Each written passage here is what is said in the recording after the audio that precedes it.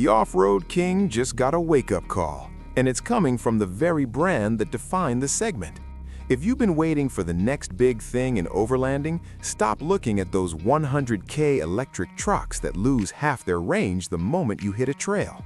This is the 2026 Toyota LC-400. It's the successor to the legendary 300 series that the US never got, but it's been overhauled for a world that demands more tech and zero compromises.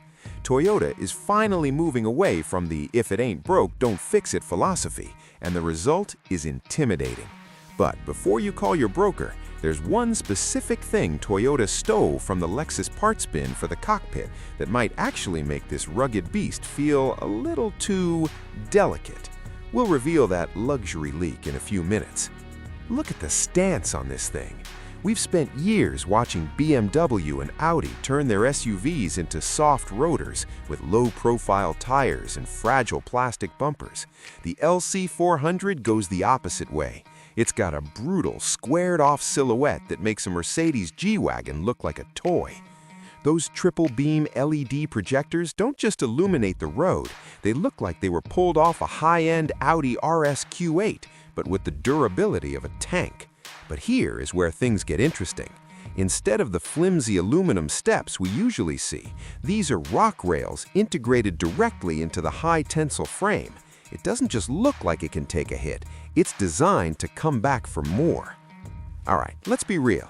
Would you take this heritage meets modern boxy look over the ultra-curvy, aerodynamic look of the new Range Rover? Let me know in the comments, the box or the curve? The old guard, cars like the Toyota Highlander and the Honda Pilot are the villains of this story. They've spent decades being reliable by being boring. They represent the safe path that Toyota is now officially abandoning with the LC-400. Step inside and you're greeted by a massive 14-inch curved display that actually wraps around the driver. This isn't just about looking cool, it's about ergonomics. When you're bouncing over rocks, you don't want to reach for a flat screen. You want the data angled towards you.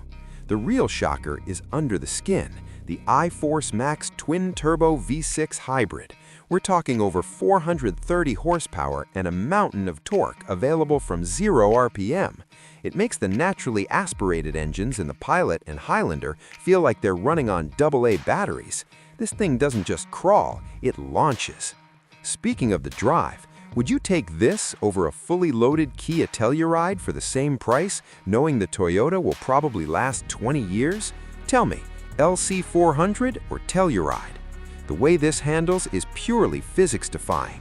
It uses an updated EKDSS, or Electronic Kinetic Dynamic Suspension System, that disconnects the sway bars from maximum articulation off-road, then stiffens them up so you don't flip over on the highway. But I promised you a catch. Here it is, the infotainment interface. Toyota took the haptic touch sliders from the Lexus LC and put them on the steering wheel. If you're wearing gloves or if your hands are a bit muddy from the trail, they're almost impossible to use accurately. It's a tech-first move in a car that should be utility-first. In their quest to be a luxury leader, they might have forgotten that Land Cruiser owners actually use their cars. So, what's the final verdict on the 2026 Toyota LC-400? Buy it if you're planning on keeping your next car for the next 2 decades and you actually intend to leave the pavement. It is the most capable vehicle Toyota has ever put a license plate on. Lease it if you're worried about the long-term complexity of that twin-turbo hybrid system. It's a lot of tech to own out of warranty. Wait if you were hoping for a smaller, more city-friendly version. Rumor has it a Land Cruiser FJ is coming next year that might be your speed. The LC-400 isn't just an SUV, it's a reclaiming of the throne. The old guard should be very, very worried. I actually compared the LC-400's towing capacity against the Ford F-150 in a mountain climb. Click here to see if the hybrid torque actually wins.